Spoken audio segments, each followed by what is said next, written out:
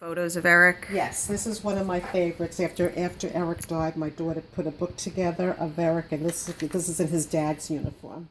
How cute is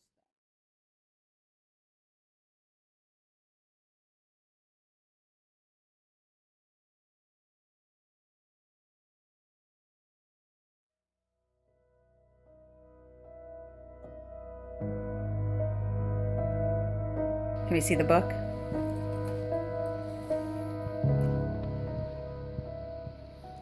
that? And it was just him growing up as a family. Once thought of as a scourge of the inner cities, opioid abuse has moved into middle and upper class neighborhoods. It affects the young and old, the blue and white collar worker alike. Pill users can never imagine sticking a needle in their arm, but many end up doing just that.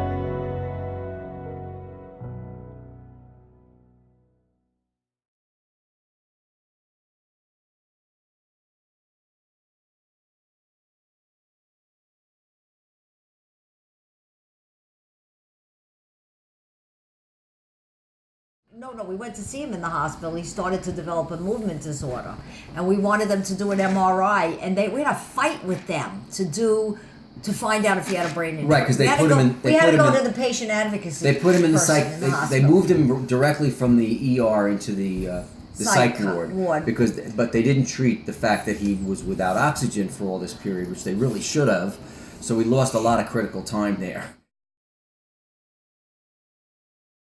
Then we found out he had a brain injury, Right. And then we went to Columbia Presbyterian Hospital. We had the best. They have a movement institute there at Columbia Presbyterian Hospital. We had the best doctors. We had the best really doctors. good doctors. And they were going crazy trying to come up with.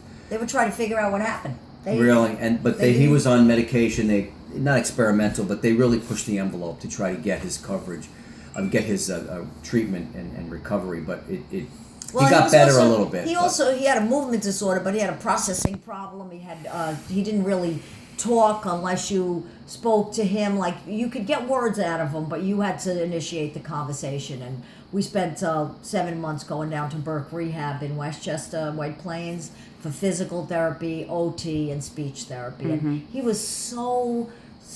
And at that point, he was so much like he was before he started using drugs. He was so, everybody liked him so much, like all the therapists, because he wasn't manipulating anymore. He wasn't trying to get drugs. He was probably terrified, although he never said he was. We were certainly terrified. We were terrified. When it started to sink in that this was going to be a permanent thing, it was just really pretty scary. Justin was also kind of he prided himself on the way he looked, the way he dressed, the way he handled himself. He really liked, he just was that kind of guy. Well, he was a little... And he, afterwards, I think that he felt really bad about what he had done to himself, because he couldn't speak anymore. He just really couldn't present himself. You know what, when he got out of the hospital, he had this movement disorder, he came home, he said, I'm going to AA tonight.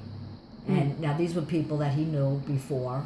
And I'm so proud of him for doing that, because he went right back to the meetings, and he had a group of people there that loved him. And so after 7 months, he decided he wanted to live on his own, and we felt, not on his own really, he was going to go move to a group home, because he couldn't really live on his own.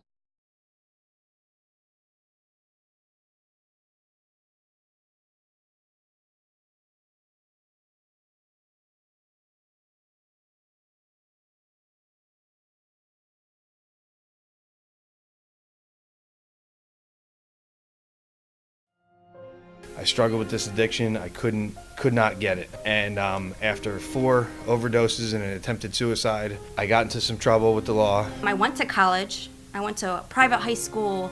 I was privileged my whole life, and I became addicted to heroin. Any pain that was going on, especially being in a bad relationship, it didn't bother me because I had that numbing sensation. You can't eat, you don't want to be bothered, you look so withdrawn, and the minute you pop your medication, boom, you're okay within 10 minutes. It was temporary. Little did I know that it was like actually digging me into a deeper hole. I thought I was climbing a giant mountain. In reality, I was digging my grave.